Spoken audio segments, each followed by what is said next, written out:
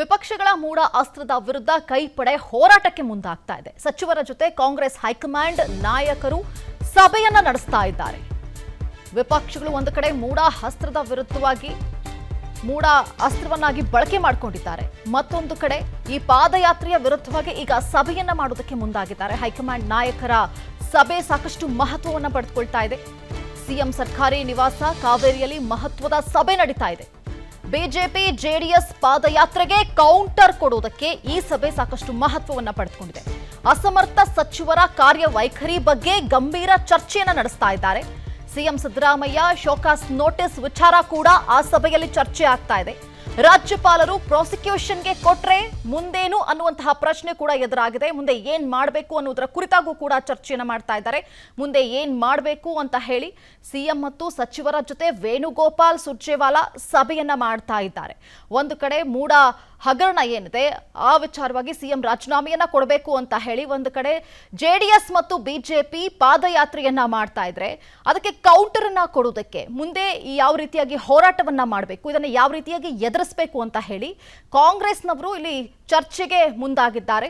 ಈ ಒಂದು ಸಭೆ ಸಾಕಷ್ಟು ಮಹತ್ವವನ್ನ ಪಡೆದುಕೊಂಡಿರುವಂತದ್ದು. ಯಾಕಂದ್ರೆ ಪ್ರಾಸಿಕ್ಯೂಷನ್ಸ್ಗೆ ಕೊಟ್ರೆ ಮುಂದೆ ಯಾವ ರೀತಿಯಾಗಿ ಇದನ್ನ ಫೇಸ್ ಮಾಡಬೇಕು, ಕಾನೂನಾತ್ಮಕವಾಗಿ ಯಾವ ರೀತಿಯಾಗಿ ಹೋರಾಟವನ್ನ ಮಾಡಬೇಕು, ಜೊತೆಗೆ ರಾಜಕೀಯವಾಗಿ ಇದು ಎಷ್ಟು ಮಟ್ಟಿಗೆ ಇಂಪ್ಯಾಕ್ಟ್ ಆಗುತ್ತೆ, ಪಕ್ಷದ ಮೇಲೆ ಇರಬಹುದು ಅಥವಾ ಸರ್ಕಾರದ ಮೇಲೆ ಯಾವ ರೀತಿ ಪರಿಣಾಮವನ್ನ ಬೀರುತ್ತೆ, ಇದನ್ನ ಹೆದರಿಸೋದಕ್ಕೆ ಯಾವ ರೀತಿ ಅದರ ರಣತಂತ್ರಗಳನ್ನ ರೂಪಿಸಬೇಕು ಅನ್ನುವುದರ ಕುರಿತಾಗಿ ಈ ಒಂದು ಸಭೆ ಸಾಕಷ್ಟು ಮಹತ್ವವನ್ನ ಪಡೆದುಕೊಳ್ತಾ ಇರುವಂತದ್ದು. ಜೆಡಿಎಸ್ ಮತ್ತು ಬಿಜೆಪಿ ಪಾದಯಾತ್ರೆಗೆ ಕೌಂಟರ್ ಅನ್ನ ಕೊಡೋದಕ್ಕೆ ಈ ಒಂದು ಸಭೆ ಏನಿದೆ ಅದು ಸಾಕಷ್ಟು ಗಂಭೀರತೆಯನ್ನ ಪಡೆದುಕೊಂಡಿರುವಂತದ್ದು.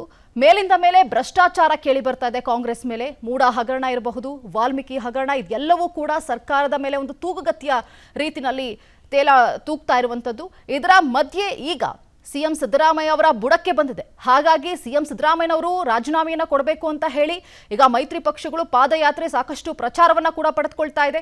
ಅದಕ್ಕೆ ಕೌಂಟರ್ನ ಕೊಡೋಕೆ ಸಮಾರಂಭವನ್ನ ಕೂಡ ಮಾಡಿದ್ರು ಕೂಡ ಅದನ್ನ ಎದುರಿಸೋದಕ್ಕೆ ಮತ್ತೇನೆಲ್ಲ ಸ್ಟ್ರಾಟಜಿಗಳನ್ನ ಮಾಡಬೇಕು, ರಣತಂತ್ರವನ್ನ ರೂಪಿಸಬೇಕು ಅಂತ ಹೇಳಿ ಈಗ ಕಾಂಗ್ರೆಸ್ ಹೈಕಮಾಂಡ್ನ ನಾಯಕರು ಕೂಡ ಬಂದಿದ್ದಾರೆ. ಈ ಸಭೆಯನ್ನ ಮಾಡ್ತಾ ಇದ್ದಾರೆ. ಇದರ ಜೊತೆಗೆ ಬೇರೆ ಬೇರೆ ವಿಚಾರಗಳು ಕೂಡ ಚರ್ಚೆ ಆಗ್ತಾ ಇದೆ. ಪ್ರಾಸಿಕ್ಯೂಷನ್ಗೆ ಕೊಟ್ಟಂತಹ ಸಂದರ್ಭದಲ್ಲಿ ಯಾವ ರೀತಿಯಾಗಿ ಹೋರಾಟವನ್ನ ಮಾಡಬೇಕಾಗುತ್ತೆ ಕಾನೂನಾತ್ಮಕವಾಗಿ, ಈ ಎಲ್ಲದರ ಕುರಿತಾಗಿ ಈ ಒಂದು ಸಭೆ ಸಾಕಷ್ಟು ಮಹತ್ವವನ್ನ ಪಡೆದುಕೊಳ್ತಾ ಇದೆ. ಇದರ ಬಗ್ಗೆ ಮತ್ತಷ್ಟು ಮಾಹಿತಿಯನ್ನು ಕೊಡ್ತಾರೆ ನಮ್ಮ ಪ್ರತಿನಿಧಿ ಸಂಜಯ್. ಈಗ ಲೈವ್ ಅಲ್ಲಿ ಜಾಯ್ನ್ ಆಗಿದ್ದಾರೆ. ಸಂಜಯ್, ಈಗ ನಡೀತಿರುವಂತಹ ಈ ಒಂದು ಸಭೆ ಎಷ್ಟು ಮಹತ್ವವನ್ನ ಪಡೆದುಕೊಂಡಿದೆ, ಜೊತೆಗೆ ಜೆಡಿಎಸ್ ಮತ್ತು ಬಿಜೆಪಿ ಅವರಿಗೆ ಕೌಂಟರ್ ಅನ್ನ ಕೊಡೋದಕ್ಕೆ ಯಾವೆಲ್ಲ ರಣತಂತ್ರವನ್ನ ರೂಪಿಸ್ತಾ ಇದ್ದಾರೆ, ಸಭೆಯಲ್ಲಿ ಮುಖ್ಯವಾಗಿ ಯಾವೆಲ್ಲ ವಿಚಾರಗಳು ಚರ್ಚೆ ಆಗ್ತಾ ಇದೆ ಸಂಜಯ್? ಈಗ ಏನಂತಂದ್ರೆ ಹೈಕಮಾಂಡ್ ನಾಯಕರ ಒಂದು ಉಪಸ್ಥಿತಿಯಲ್ಲಿ ನಡೀತಾ ಇರ್ತಕ್ಕಂಥ ಈ ಒಂದು ಸಭೆ ಬಹಳ ಮುಖ್ಯವಾಗಿರ್ತಕ್ಕಂಥ. ಯಾಕಂದ್ರೆ ಕರ್ನಾಟಕ ರಾಜ್ಯದಲ್ಲಿ ಸಾಕಷ್ಟು ರಾಜಕೀಯ ಬೆಳವಣಿಗೆಗಳು ಆಗ್ತಾ ಇರ್ತಕ್ಕಂಥದ್ದು. ಪ್ರಮುಖವಾಗಿ ಏನು ಮೂಡ ಹಗರಣ ಹಾಗೂ ಕಾಂಗ್ರೆಸ್ ಸರ್ಕಾರದ ಹಗರಣಗಳನ್ನ ವಿರೋಧಿಸಿ ವಿಪಕ್ಷಗಳು ಏನು ಕಾಂಗ್ರೆಸ್ ವಿರುದ್ಧವಾಗಿ ಪಾದಯಾತ್ರೆಯನ್ನ ಮಾಡ್ತಾ ಇರ್ತಕ್ಕಂಥದ್ದು. ಇದು ಹೈಕಮಾಂಡ್ ಇದನ್ನ ಗಂಭೀರವಾಗಿ ತೆಗೆದುಕೊಂಡಿರ್ತಕ್ಕಂಥದ್ದು ಒಂದು ಕಡೆ. ಯಾಕಂತಂದ್ರೆ ಒಂದು ಉತ್ತಮ ಭರ್ಜರಿ ಶಾಸಕರ ಒಂದು ಬೆಂಬಲದೊಂದಿಗೆ ಸರ್ಕಾರ ರಚನೆ ಆಗಿದೆ. ಇಂಥ ಒಂದು ಸಂದರ್ಭದಲ್ಲಿ ಸರ್ಕಾರಕ್ಕೆ ಯಾವುದೇ ರೀತಿಯ ಕೆಟ್ಟ ಹೆಸರು ಬರಬಾರದು. ಯಾಕಂದ್ರೆ ಕರ್ನಾಟಕದಲ್ಲಿ ಇರ್ತಕ್ಕಂಥ ಸರ್ಕಾರ ಬಹಳ ಮುಖ್ಯ ಕಾಂಗ್ರೆಸ್ ಇರ್ತಕ್ಕಂಥದ್ದು. ಈ ಒಂದು ನಿಟ್ಟಿನಲ್ಲಿ ಒಂದು ರಾಜ್ಯಕ್ಕೆ ಆಗಮಿಸಿರ್ತಕ್ಕಂಥ ಹೈಕಮಾಂಡ್ ನಾಯಕರು ಒಂದಷ್ಟು ಸಚಿವರುಗಳಿಗೆ ಏನು ಪಾಠವನ್ನ ಮಾಡಲಿದ್ದಾರೆ. ಅಂತಂದ್ರೆ ಏನು ನೀವು ಯಾವ ರೀತಿ ಕಾರ್ಯ ಚಟುವಟಿಕೆಗಳನ್ನ ಮುಂದಿನ ದಿನಗಳಲ್ಲಿ ಮಾಡ್ಬೇಕು, ಹೆಚ್ಚು ಆಕ್ಟಿವ್ ಆಗಿ ಕೆಲಸ ಮಾಡ್ಬೇಕು ಅಂತಕ್ಕಂಥದ್ದು. ಜೊತೆಗೆ ಈಗ ಕಾಂಗ್ರೆಸ್ಗೆ ಏನು ಹಗರಣಗಳು ಅಂತ ಪಾದಯಾತ್ರೆ ಮಾಡ್ತಿದ್ರೆ ಅದಕ್ಕೆ ತಿರುಗೇಟನ್ನ ಕೊಡ್ಬೇಕು. ಈಗಾಗಲೇ ಶುರು ಮಾಡಿರ್ತಕ್ಕಂಥದ್ದು ಕಾಂಗ್ರೆಸ್ ನಾಯಕರು ಜನಾಂದೋಲನ ಅಂತಕ್ಕಂಥ ಕಾರ್ಯಕ್ರಮದ ಮುಖಾಂತರವಾಗಿ ಬಿಜೆಪಿ ಮತ್ತು ಜೆಡಿಎಸ್ ಕಾಲದಲ್ಲಿ ನಡೆದಂತಹ ಹಗರಣಗಳನ್ನ ಹೊರಗಿಡುವ ಕೆಲಸವನ್ನ ಕಾಂಗ್ರೆಸ್ ನಾಯಕರು ಮಾಡ್ತಾ ಇದ್ದಾರೆ. ಇನ್ನೊಂದು ಬಹಳ ಪ್ರಮುಖವಾಗಿರ್ತಕ್ಕಂಥದ್ದು, ಈಗೇನು ರಾಜ್ಯಪಾಲರನ್ನ ಉಪಯೋಗಿಸಿಕೊಂಡು ಕರ್ನಾಟಕದಲ್ಲಿ ಇರ್ತಕ್ಕಂಥ ಕಾಂಗ್ರೆಸ್ ಸರ್ಕಾರವನ್ನ ಅಸ್ಥಿರಗೊಳಿಸುವ ಯತ್ನ ಆಗ್ತಾ ಇದೆ ಅಂತಕ್ಕಂಥ ಒಂದಷ್ಟು ಆರೋಪಗಳಿರ್ತಕ್ಕಂಥದ್ದು.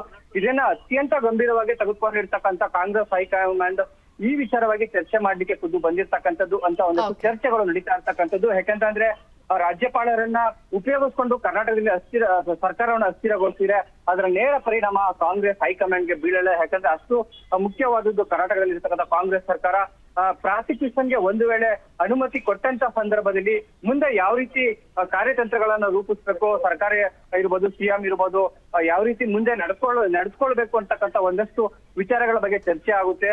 ಜೊತೆಗೆ ಸಿಎಂ ಸಿದ್ದರಾಮಯ್ಯನವರ ಒಂದು ಬೆಂಬಲಕ್ಕೆ ನಿಲ್ಲಬೇಕು ಇಡೀ ಸಚಿವ ಸಂಪುಟ. ಯಾಕಂತಂದ್ರೆ ಸಿಎಂ ನ ಟಾರ್ಗೆಟ್ ಮಾಡಿ ವಿಪಕ್ಷಗಳು ಪಾದಯಾತ್ರೆಯನ್ನ ಮಾಡ್ತಾ ಇರ್ತಕ್ಕಂಥದ್ದು. ಇಂಥ ಒಂದು ಸಂದರ್ಭದಲ್ಲಿ ಸಿಎಂಗೆ ನೈತಿಕ ಶಕ್ತಿ ಬರಬೇಕಂತಂದ್ರೆ ಇಡೀ ಸಂಪುಟ ಅವ್ರ ಪರವಾಗಿರ್ಬೇಕಾಗುತ್ತೆ. ಎಲ್ಲೂ Okay, ಸಹ ಸಂಜಯ್. ವಿಪಕ್ಷಗಳ ಆರೋಪ. ಓಕೆ, ಧನ್ಯವಾದಗಳು ನಿಮ್ಮ ಡೀಟೇಲ್ಸ್ಗಾಗಿ. ಅನುಕ್ಷಣದ ಸುದ್ದಿಗಳಿಗಾಗಿ ವಿಸ್ತಾರ ನ್ಯೂಸ್ ಯೂಟ್ಯೂಬ್ ಚಾನೆಲ್ ಸಬ್ಸ್ಕ್ರೈಬ್ ಮಾಡಿ. ಹೊಸ ಸುದ್ದಿಗಳ ನೋಟಿಫಿಕೇಶನ್ಗಾಗಿ ಬೆಲ್ ಐಕಾನ್ ಕ್ಲಿಕ್ ಮಾಡಿ. ಲೇಟೆಸ್ಟ್ ಅಪ್ಡೇಟ್ಸ್ಗಾಗಿ www.vistaranews.com ವೆಬ್ಸೈಟ್ಗೆ ವಿಸಿಟ್ ಮಾಡಿ. ಅಂಗೈಯಲ್ಲೇ ಜಗತ್ತಿನ ಸುದ್ದಿ ತಿಳಿಯಲು ವಿಸ್ತಾರ ನ್ಯೂಸ್ ಕನ್ನಡ ಆಪ್ ಡೌನ್ಲೋಡ್ ಮಾಡಿ.